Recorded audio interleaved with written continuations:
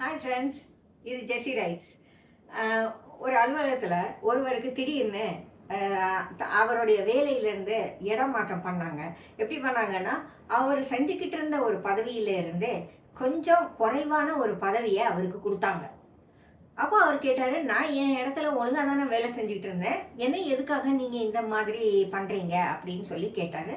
யாருமே அவருக்கு அது பதில் சொல்லலை. சொல்லாமல் நீங்கள் உங்களுக்கு இதுதான், நீங்கள் இங்கே தான் வேலை செய்யணும் அப்படின்னு சொல்லிட்டாங்க.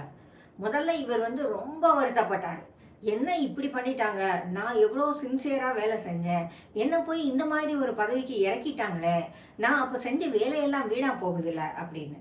அப்போ அங்கே இருந்த சீனியர் ஒருத்தர் சொன்னார், அரசியல் இல்லாத அலுவலகமே இருக்காது தம்பி, நீங்கள் உங்களுக்கு நடந்ததை பற்றி கவலைப்படாதீங்க, அதுக்கு பதிலாக உங்களை நீங்கள் ரீஃபோக்கஸ் பண்ணுங்க.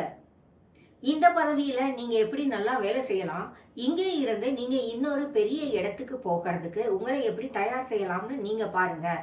நீங்கள் உங்களை இதை பற்றியே யோசித்து வீணாக போயிடாதீங்க அப்படின்னு அவர் சொன்னார்.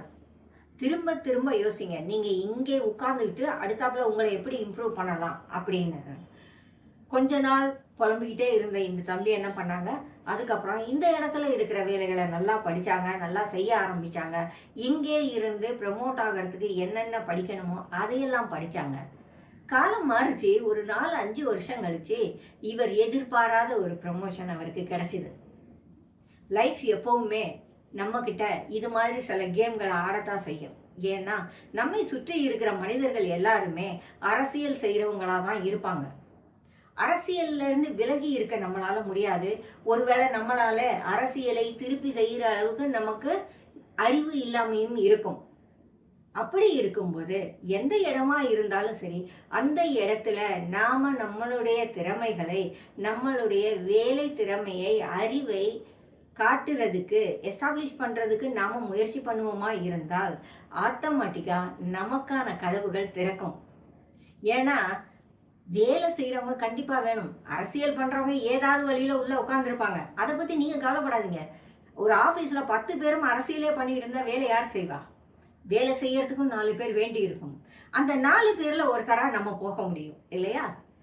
நமக்கு வேலை மட்டும் போதும், எனக்கு அரசியல் வேண்டாம், அனாவசிய வம்பு தும்புகள் வேண்டான்னு நீங்கள் நினச்சிங்களா இருந்தால் உங்களுக்கு வருகிற பின்னடைவுகளை பற்றி நீங்கள் கவலைப்படாதீங்க.